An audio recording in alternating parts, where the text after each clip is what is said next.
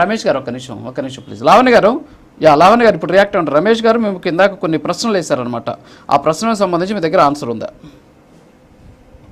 ఏంటండి ఆ కేసు గురించా? కేసుల గురించి. ఎస్, అది త్వరలో బయటపడతాయండి. గత వైసీపీ ప్రభుత్వంలో ఉన్నప్పుడు ఒక్కరు కాదు, వాళ్ళందరూ కూడా ఏ విధంగా దోచుకున్నారు, ఎన్ని లక్షల అప్పులు పెట్టి రాష్ట్రాన్ని దోచుకొని రాష్ట్రాన్ని పూర్తిగా నిర్వీర్యం చేసి రాష్ట్ర ఖజానాని వాళ్ళ ఖజానాలు వేసుకొని వాళ్ళ రాష్ట్రాన్ని ఎంత అతలకుతలం చేశారో ప్రతి ఒక్కరికి తెలుసు.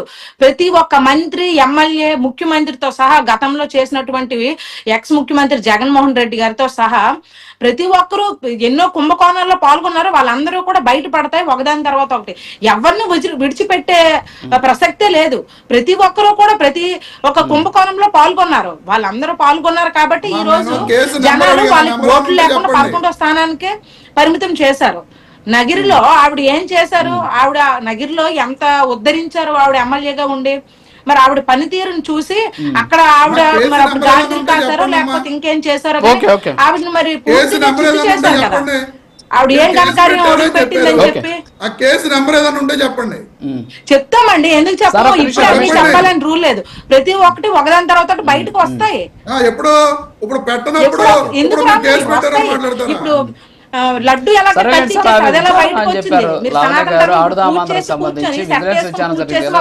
చెప్పుకోవడం కాదు.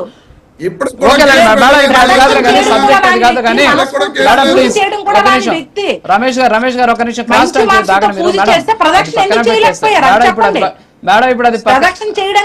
పక్కన పెట్టేస్తే మేడం, ఇప్పుడు అది పక్కన పెడితే లావణ్య గారు అది పక్కన పెడితే ఇప్పుడు రోజా చేసినటువంటి వ్యాఖ్యలు ఎంతవరకు ఆమోదయోగ్యమైనటువంటి వ్యాఖ్యలు?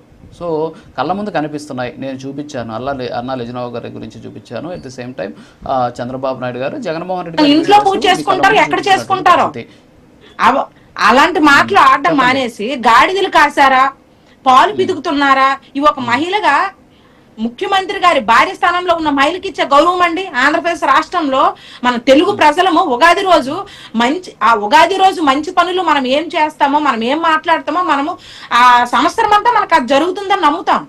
మరి ఆవిడ ఏం మాట్లాడారు? మాజీ మంత్రి అయి ఉండి ఆవిడ ఒక గత ప్రభుత్వంలో ఒక ప్రజా ప్రతినిధిగా ఉన్న వ్యక్తి ఇప్పుడు ఉన్నటువంటి ముఖ్యమంత్రి గారి భార్యను పట్టుకొని పాలు పితుకుతున్నారని అంత అసభ్యంగా, అగౌరవంగా మాట్లాడిన ఆవిడండి. ఏమనాలి? గాడిదలు పిసుకుతున్నారు అంటారా? గాడిదలు తోలుతున్నారు అంటున్నారా? ఆవిడ మరి ఏం చేశారు? ఆవిడ ఎవరితో పూజ చేశారండి? వచ్చి సతీ భార్య భర్తలు కలిసి పూజ చేశారు అన్నారు కదా. ఆవిడ ఎప్పుడు చూసినా ఒంటరిగానే తిరుగుతూ ఉంటారు కదా. ఆవిడ భర్త ఎట్టుపోయారు. ఆవిడకి కనిపించలేదా సాంప్రదాయాలు? ఆవిడ పూజ చేసినప్పుడు ఆవిడకి వర్తించవా సాంప్రదాయాలు?